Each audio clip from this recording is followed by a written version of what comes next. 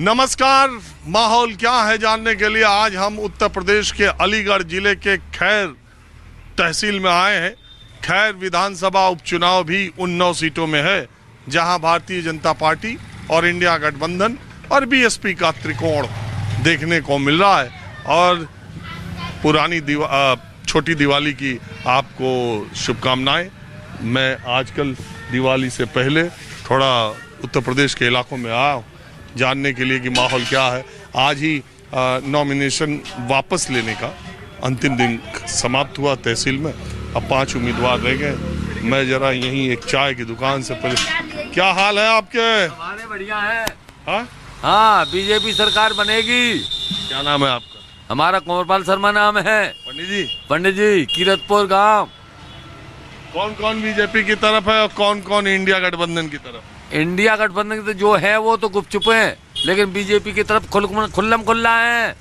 लेकिन बीजेपी का शासन खराब है। कागजों में है, हकीकत में नहीं है। अभी तो आप बीजेपी की तारीफ कर रहे हैं। तारीफ कर रहे हैं तो बुराई भी कर रहे हैं ना। खराब यूं है कि डीएपी कहाँ है, कागजों में है। किसान परेशान है, लाइन लग रही है, डीएपी ना मिल रही। हाँ, महंगाई कहाँ है, किसे कहेंगे शासन?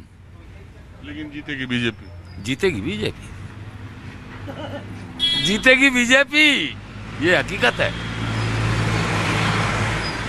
सत्यता तो यही है, जीतेगी बीजेपी, लेकिन कागजों में।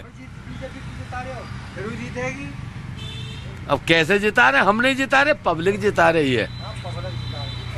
तो जब पब्लिक डीएपी खाद से परेशान है, पब्लिक महंगाई से परेशान है, तब कैसे आप कह रहे हो? मैडम तो खुशी है ना, उज्ज्वला गैस मिल गई। महिलाओं की पूछ हो रही है। आदमी को तो कोई पूछ ही नहीं रहा, आदमी तो साइड में है। तो महिला तो यहाँ एक कैंडिडेट भी है। एक कैंडिडेट है, उनको वोट नहीं मिलेगी।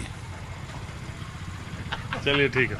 तो मैंने ये यहाँ से जो उम्मीदवार हैं समाजवादी पार्टी और कांग्रेस पार्टी से चारुलता कैन है, जो कि 2022 का चुनाव लड़ी थी। उन्हें 65,000 वोट मिले थे। सुरेंद्र दिलेर को भारतीय जनता पार्टी ने उम्मीदवार बनाया है और पहल सिंह को बीएसपी ने उम्मीदवार बनाया। कुल 5 उम्मीदवार मैदान में है, जिनमें मुख्यतः इन्हीं तीनों है लड़ाई है। त्रिकोणात्मक अगर लड़ाई हुई तो उसका असर क्या होगा? कुछ लोग यहाँ। नमस्कार। बढ़िया हो। आप कैसे हो? भाई ठीक हैं, देख के बड़ी प्रशंसा भाई। G20 वार इनसे मुलाकात है गई। हाँ, टीवी में देखे थे, आज सामने मिल के गुस्सा तक नहीं। अरे हम तो घूमा करें, इसी तरह मिलते रहे। एक बात है, यहाँ खैर की जो बोली है वो बहुत कुछ मथुरा से मिलती जुलती है। मथुरा पास में ब्रज में है, ये भी ब्रज में ही लगे हमारा इलाका थोड़ा सा। हाँ, ये इलाका भी ब्रजे में लगे ना। तो क्या कहाँ जा रहे हैं? तहसील में आए थोड़े काम से। क्या है मिजाज? हम तो चुनाव जानने आए खैर का। चुनाव तो बीजेपी को ही है। बीजेपी को ही है। हाँ, बीजेपी की है सर। आप लोग बीजेपी में ही हो ना? बीजेपी पता दिखाई ना, कार्यकर्ता ना है। हम तो किसान आदमी है, गाँव के ग्रामीण आदमी है। वो पंडित जी जो चाय वाले कह रहे हैं कि डीएपी मिल ही नहीं रही, खाली कागज पर। डीएपी तो मिल रही है, 2 कट्टा मिलने एक किसान के लिए, फिर मिल ले लो दूसरे दिन। कोई जरूरी थोड़ी है संगी 10 कट्टा लेने। इस वजह से आपको लग रहा है बीजेपी का पलड़ा भारी? पीछे भी जीती थी इस वजह से या नहीं? पीछे भी जीती, अच्छा काम है रो, बढ़िया चल रहा है। देश में बड़ी तरक्की है, विकास हुआ है। मोदी जी, योगी जी को बढ़िया काम चल रहा है। और कटेंगे तो बटेंगे, बटेंगे। बढ़िया बात है। बढ़िया बात है, बढ़िया बात है। और मुख्यमंत्री को ये बात बोलना चाहिए। और क्यों नहीं बोलना चाहिए? जो सब एकता पे कह रहे हैं तो मुख्यमंत्री को कहनी चाहिए। सब एकता बोल रहे हैं। ओबीसी बोले मुसलमान पक्ष में, तो वहाँ को कोई जवाब देवा है? ओबीसी बोले एक पश्चिम मुसलमान की में, वहाँ कोई कहवा जवाब देवा के नहीं? और जब मुख्यमंत्री बोली दे तो कोई अच्छी बात कही है। अरे एक रंगे कितना रंगे तो ठीक रंगे, नहीं करेंगे। वो कटेंगे कहना ठीक था। हाँ, बिल्कुल सही हो साहब, बिल्कुल सही। बाबा ने जो कही को सही कही है। हाँ, बिल्कुल सही बात है। न खाता न बही। हाँ। जो बाबा कहे वही सही। वही सही। बिल्कुल। तो आप लोग ब्राह्मण हैं? नहीं, ठाकुर हैं साहब, चौहान ठाकुर। तब तो एकदम बाबा जो कहे वो सही। हाँ, बिल्कुल सही है। बाबा जिंदाबाद। बाबा जिंदाबाद। चलिए ठीक है, थैंक यू।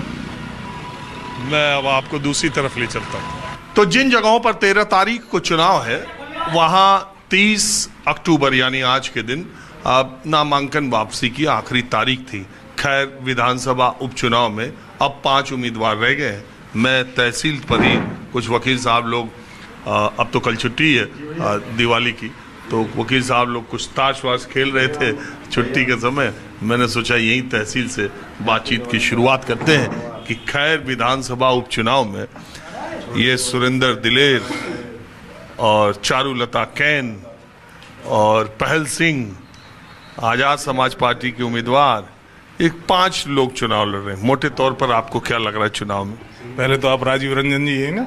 जी जी मैंने अभी तो कल तो आप महाराष्ट्र में थे शायद। मैं परसों था मुंबई, परसों हाँ बॉम्बे में, कल मुजफ्फरपुर था। ठीक है, मुजफ्फरनगर मीरापुर में। यहाँ खैर का चुनाव जो है पहले भी 75,000 वोटों से जीते थे यहाँ बीजेपी, और मेरा तो ख्याल ये है कि बीजेपी ही जीतनी चाहिए खैर का चुनाव। तो नहीं, आप चाहते हैं बीजेपी जीते या लड़ाई भी ऐसी लग रही है? लड़ाई भी है और हम भी चाहते हैं, क्योंकि सरकार है यहाँ, सरकार की जो योजनाएं आएंगी ज़्यादातर तो जो प्रत्याशी जीत के जाएगा उसका थोड़ा प्रभाव भी होगा, क्षेत्र के विकास में भी प्रभाव होना चाहिए उसका। लेकिन अगर ऐसे आप देखें जो अभी लोकसभा चुनाव हुआ था उसमें खैर में बीजेपी पिछड़ गई थी। वो व्यक्तिगत तो हो सकता है कि प्रत्याशी का विरोध रहा हो, नहीं तो खैर से हारने का कोई कारण नहीं था।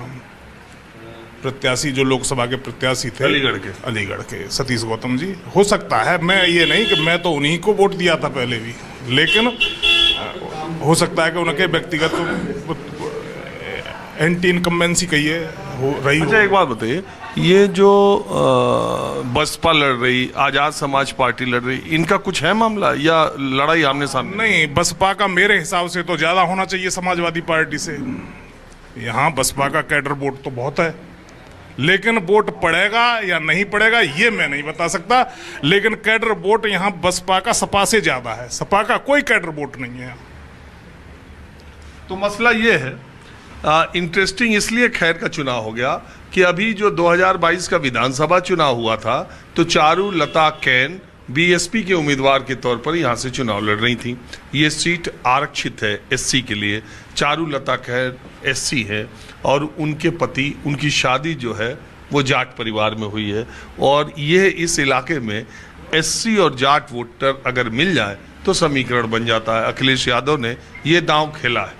दूसरी तरफ बीएसपी यहाँ हमेशा मजबूत स्थिति में 65,000 वोट चारुलता कैन को भी मिले थे।